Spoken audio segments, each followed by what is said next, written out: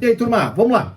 Esse vídeo aqui é um complemento a esse outro vídeo que eu gravei esses dias agora, na semana passada, explicando por que eu tenho só fundos imobiliários e tijolos em carteira. Elenquei lá naquele vídeo os motivos, se você ainda não assistiu, assiste. E busquei tentar explicar para vocês o que me faz aí ter uma carteira apenas de tijolos. E foi um vídeo que deu uma repercussão positiva aqui para o canal, trouxe bastante gente, muitas pessoas comentando no vídeo, gostei bastante, né, dessa interação de vocês aqui. Porém, eu esqueci de mencionar um outro ponto lá nesse vídeo, né, o que eu faço para compensar a papelada que eu não tenho em carteira. Porque se vocês forem olhar nos comentários daquele vídeo, vocês vão ver que muitas pessoas comentaram assim, muitas não, mas teve lá umas 4 ou 5 pessoas que disseram, pô, mas deixando de colocar papel em carteira, você está deixando de ganhar, porque, vamos lá, temos uma Selic alta, temos uma inflação alta, os tijolos vêm sofrendo nesse momento, a cotação, nesse caso, dos tijolos, então você está deixando ali de repente receber 1%, 1,2%, 1,3%, e aí, como expliquei lá naquele vídeo, eu não me incomodo muito com essa questão do yield mensal. Eu quero saber do retorno total que os fundos imobiliários vão me trazer.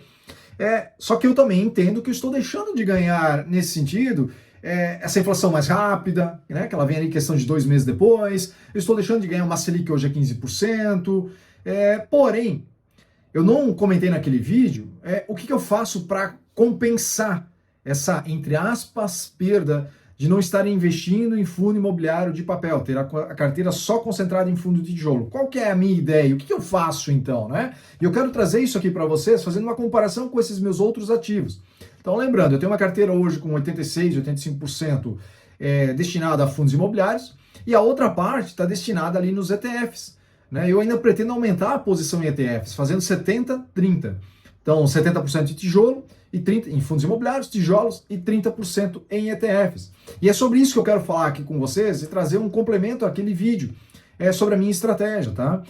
Antes de mais nada, né, lembra aqui de curtir o vídeo, ajudar, como aquele canal cresceu com várias curtidas, né? Pessoal aí curtindo, gostaram do vídeo, trouxe bastante gente aqui para dentro do canal e o canal vem crescendo. E é isso que eu também busco aqui, né? Crescer aqui para termos mais pessoas aqui envolvidas e a gente falando aí dos fundos imobiliários e eu podendo compartilhar em breve com vocês aí de uma possível, literalmente, aposentadoria ali com os fundos imobiliários, tá? Então lembra de curtir o canal e compartilhar também com os teus amigos, né? Por fim, antes de mais nada, eu também tenho aqueles meus 2 relatórios, os fundos imobiliários, os 26 FIs que eu entendo que dá para você ter em carteira. Como eu mostrei no outro vídeo, muitas pessoas ali gostando da aquisição desse relatório, gostaram bastante, né? Tem ajudado bastante as pessoas. Eu também tenho um relatório voltado a ETFs, que é sobre isso que eu vou falar aqui no vídeo, sobre esses ETFs. Eu não vou citar os ETFs que eu tenho na carteira, porque essa não é a ideia, tá? Mas eu também tenho um relatório com ETFs que eu entendo que dá para complementar a carteira, tá? Lá no relatório de fundos imobiliários, só para esclarecer, tem de tudo, tá? Tem de papel, tem de tijolo, tem fiagro, tem agro, tem debentures, não é só tijolo não, tá? É um relatório completo. E também são classificados lá dentro os fundos com maior risco, menor risco, para você montar a tua carteira de acordo com o teu perfil. O valor é de R$ 29,90 para o relatório de fundos imobiliários e R$ 19,90 para o relatório de ETFs, onde você só paga uma vez e qualquer atualização que eu faço, você baixa esse relatório sem pagar mais nada por isso, tá? Dados os recados aqui, olha só, vamos lá.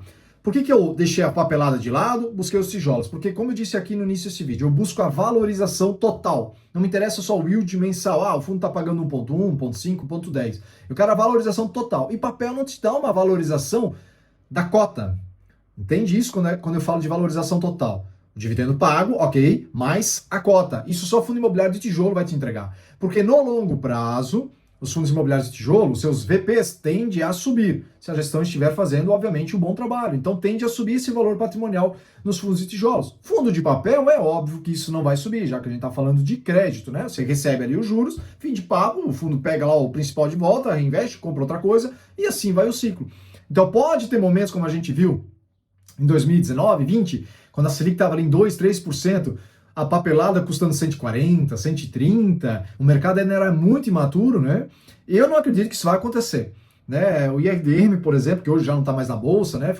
Foi para dentro do IRIM ali, custando R$ 140 a cota, R$ 148 a cota, né? Outros fundos de papel, HCTR, né? O pessoal que foi atrás das dicas do HCTR, Deva 11, toda essa turma aí, Tord, VLSH e outros mais aí, foram através de dicas, simplesmente seguindo dicas, porque pagavam um yield de 1,5, 1,30, né? Eu até vi um influenciador aí alegando que na época ele olhava esses fundos, ele tinha em carteira, e o mercado mudou, não é que o fundo era ruim na época, não tinha problemas, ele já tinha problema. Só que a justificativa foi que o mercado mudou e tudo mais por isso, hoje ele acha que esses fundos são ruins. Eram ruins já na época. Não acho que porque um fundo está te pagando 1,20, 1,30, 1,50 mês, o fundo imobiliário ele é bom, tá? E aí de repente tudo deu de ruim. Você tem que entender como analisar o fundo de papel.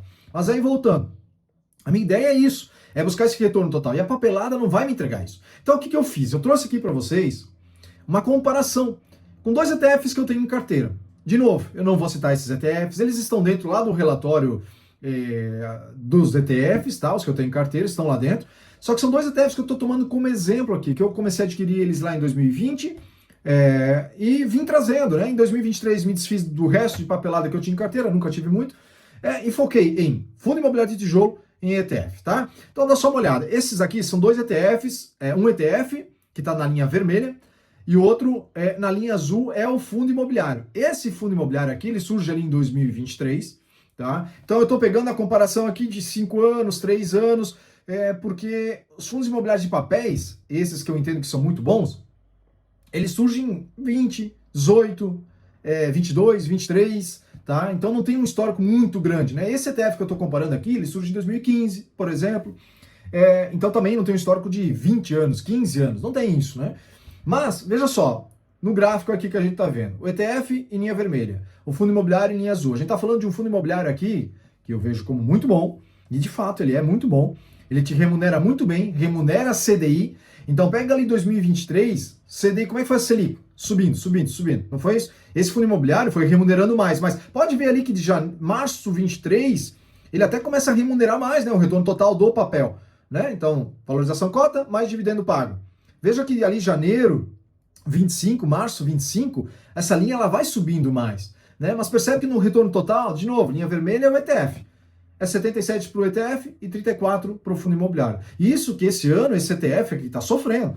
Porque esses ETFs que eu estou mostrando para vocês aqui, eles também acompanham a cotação do dólar, né? Então o dólar andando de lado, caindo um pouco mais, resultado das empresas americanas caindo um pouco, não subindo muito. Esse ETF vai englobar tudo aí, ó, o retorno total lá de fora, dólar mais o retorno das empresas, né? Um mix de empresas ali dentro. Mas percebe que, em questão de retorno total, esse ETF teve um retorno muito maior, mas muito maior. Então, para mim, é muito mais vantagem ter esse ETF em carteira pensando em retorno, certo? Se é para ter o risco de renda variável.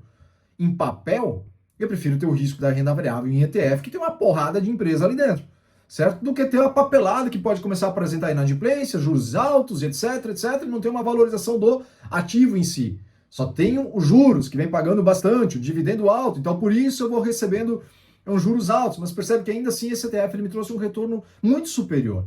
Aí eu vou pegar o mesmo ETF, de novo, tampando o nome aqui, e trazendo com outro fundo imobiliário, que também é muito bom, muito pró-cotista. Para quem é do mercado, vai saber de qual fundo imobiliário eu estou falando. Ele é muito pró-cotista.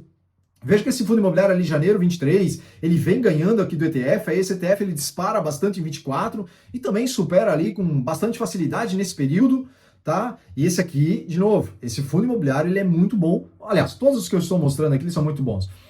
Eu recortei a janela de 23 para 25, né? Porque quando a Selic subiu bastante, né? Subiu aí para os 15. Então, esses ETFs eles também têm uma indexação ao CDI. Então, eu busquei essa janela com essa indexação no CDI mais alto, para mostrar que ainda assim esse ETF ele trouxe um retorno maior. Mas se eu expandir um pouquinho mais essa janela, sendo bem coerente aqui com vocês, tá?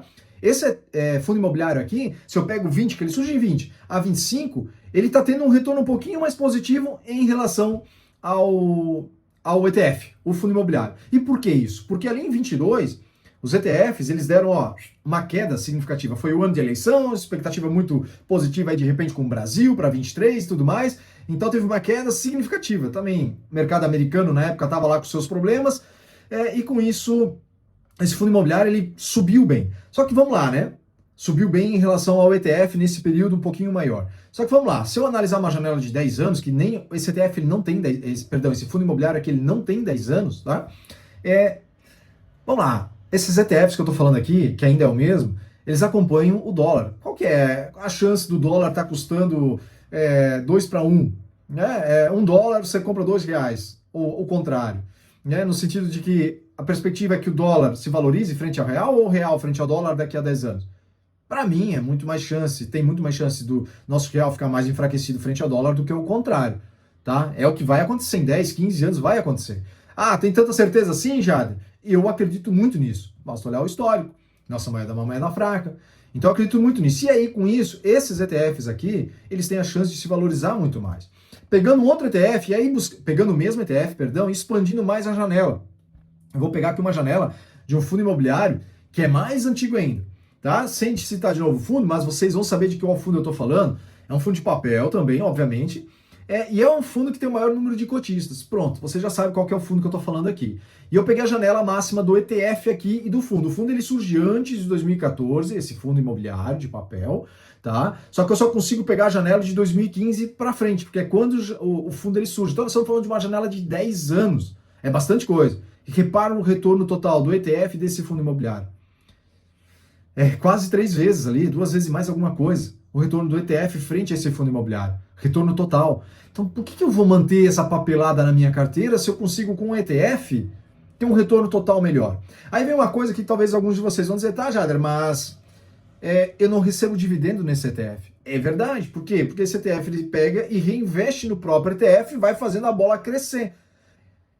Por isso eu tenho os fundos imobiliários de tijolos, onde eu recebo os meus aluguéis, e tenho os ETFs para ter essa valorização. E aí, qual que é a minha ideia ali na frente? É pegar esse ETF, quando eu falo ali na frente, estou falando quando eu chegar aos 60, aos 65, vai depender, não dá para planejar hoje aos 43, o que eu farei aos 65, eu tenho uma ideia. E a minha ideia é, chegando lá aos 60, 65, vender pedaços desse ETF, onde eu pretendo acumular um bom patrimônio, e ele tende a valorizar legal para mim, pegar um pedaço desses ETFs que eu vou ter, a ideia é ter de 3 a 5 ETFs em carteira, sendo que um que eu tenho hoje, ele paga dividendo, só que ele paga dividendo e esse ETF ele não vai subir muito, tá? São 2 ETFs que tendem a se valorizar bastante que eu tenho hoje em carteira, então são 3 ao todo. Mas pegar esses ETFs e fazer o que com eles? Vender pedaços. Né? Então esse ano aqui eu vou me desfazer de 10% do ETF e vou jogar para os fundos imobiliários. Conforme eu vou envelhecendo, espero que eu possa chegar a uns 80, 85 anos, certo? Mas conforme eu vou envelhecendo, o reinvestimento em fundo imobiliário vai ser menor, porque eu não preciso mais me preocupar tanto assim com o meu patrimônio, acompanhar a minha inflação doméstica e tudo mais.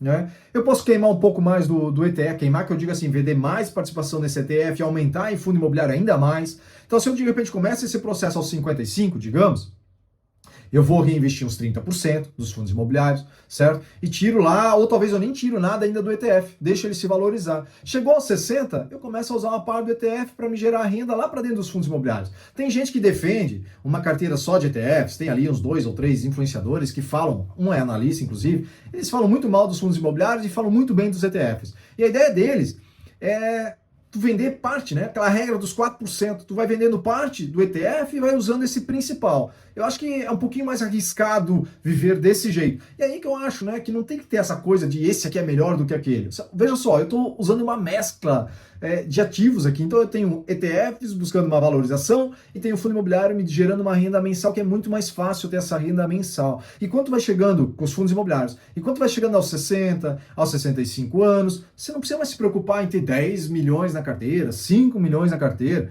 Você vai começando a entender que ter um pouquinho menos já é suficiente, né, de patrimônio dos ETFs. Então, de repente, tu acumulou lá uns 300, 400 mil em ETFs. Você investiu 100 mil ao longo de uma vida, valorizou ali e está valendo 400 mil o ETF. Você vai picando ele, paga o imposto devido, vai picando o ETF ano após ano, porque a tendência é que esse ETF no ano seguinte esteja valendo um pouco mais também. Ou 2 anos depois. Percebe que é uma forma de investir muito simples e que funciona aí para 90% dos investidores. Você não precisa ficar girando patrimônio, você não precisa ficar... Esse foi um dos motivos também de eu ter escrito os 2 relatórios aqui sobre fundo imobiliário, sobre ETFs, é para você ir comprando e só acompanhando, só se der um problema. Aí você vende com os fundos imobiliários, né? Senão você não vende. Tá? Então eu vejo que essa é uma estratégia bem simples aqui, que dá para todo mundo pegar e abraçar, né? Dá para todo mundo chegar e dizer assim, vamos fazer esse negócio acontecer, né? De uma forma bem simples. Vai viver a tua vida, vai cuidar da tua família, vai se divertir com a tua família, com o teu trabalho, e deixa o tempo fazer o resto. Para fechar o vídeo, eu peguei um outro ETF que também está na minha carteira e comparei com esse mesmo fundo imobiliário, que já tem um histórico mais longo, que tem a maior base de cotistas, de papel, óbvio, e trouxe de quando esse ETF surgiu para cá. Então esse ETF surgiu em 2021. Então eu não consigo buscar um histórico mais longo, que o fundo imobiliário tem um histórico lá para trás, 2010, né? 2010 para frente. Então eu não consigo fazer isso com esse ETF. Então eu peguei de quando esse ETF surgiu. Repara, a linha vermelha aqui, agora, é o fundo imobiliário. A linha verde ali, né, azul-verde, é o ETF. Percebe que 2021 para cá, quando surge o ETF ele vem apanhando, né? O fundo imobiliário vem entregando um resultado muito mais interessante, certo? E o ETF não, o ETF vem sofrendo, até que temos uma virada. Esse ETF trabalha com uma outra área, também acompanha o dólar, mas ele complementa o meu outro ETF lá, e percebe que ele vem. Então repara que virou ali 2024, maio de 2024, esse ETF sobe, ele cai um pouquinho até ali, mas hoje o retorno total do ETF em linha verde para azul 92 e o retorno do outro fundo imobiliário ali em 62. E a ideia é que isso vá seguir essa linha. Pode ser que tenha uma oscilação para baixo e tudo mais, mas a ideia é que esses ETFs eles vão superar com bastante folga esses fundos imobiliários de papéis, tá? Então, assim, esses são os motivos que eu expliquei nesse vídeo, do porquê eu ter só fundo imobiliário de tijolo, e aí usar os ETFs como um complemento para fazer o que a papelada não faz. Claro que são ativos diferentes, propostas diferentes, eu sei disso. Eu só estou tentando explicar aqui, não sei se eu estou conseguindo explicar isso para vocês, mas de uma forma bem fácil e simples, de que se é para eu ter um retorno maior, que é o que a papelada paga em relação ao tijolo, eu prefiro ter esse retorno maior com os meus ETFs. É só isso. Né? Eu poderia, como eu disse lá no outro vídeo dos fundos imobiliários de tijolo, ter fundo imobiliário de tijolo na minha carteira, de papel na minha carteira. Mas é para ter aquele risco de inadimplência, de não pagamento e tudo mais. E veja, eu acompanho os fundos imobiliários ao pé da letra, né? Eu preciso, já que eu estou gravando vídeos para vocês, mas eu também tenho um grupo lá no WhatsApp, né? Onde eu faço todo o acompanhamento para o pessoal lá dentro. Então eu preciso estar a par de tudo que acontece com a papelada, com o tijolo. Então eu acompanho de perto os fundos imobiliários de papéis, né? Só que aí eu prefiro os ETFs, né? Eu simplifico bastante. É claro que vocês têm que entender que essa é uma estratégia que não dá para todo mundo, né? Porque, por exemplo, há pouco tempo atrás a minha carteira de tijolo estava tomando uma surra, tá? Em 2024, ali em novembro, dezembro, a minha carteira estava caindo. Eu vi influenciador, analista mostrando essas carteiras mais positivas do que a minha, né? Não que eu compare, né? Tanto é que eu não compartilho essas coisas, mas eu via e pensava, tô tomando uma surra aqui, mas eu estava tranquilo, porque essas quedas me favoreciam para comprar ainda mais tijolo mais barato. Né? Então hoje tem fundo imobiliário da minha carteira que está na casa dos 115, 117, né? Que eu comprei em 98, 97, enquanto a galera ia comprando papel lá também, né? Porque a papelada, a CDI subindo, então a indexação, fundos indexados ao CDI, a Selic subindo, fundos indexados ao CDI iam pagar mais, a inflação subindo ali com um certo descontrole, não ficando dentro da meta e tudo mais, o governo gastando bastante, estimulando o gasto também, então muita gente comprando a papelada. Enquanto isso, os tijolos lá, dando sopa. E eu fui acumulando. Hoje a minha carteira tá ali, bate o IFIX, obviamente, né? Tô falando desse ano, né? Tomando só começando como base, né?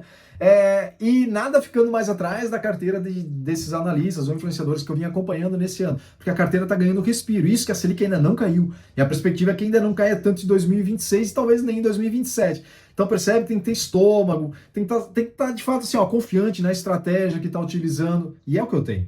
Então eu tenho os ETFs para me fazer o contraponto dos fundos imobiliários de tijolo. Se de repente esmaga demais o fundo imobiliário de tijolo, que está sofrendo muito por via da Selic e tudo mais, eu tenho os ETFs para buscar me compensar aqui.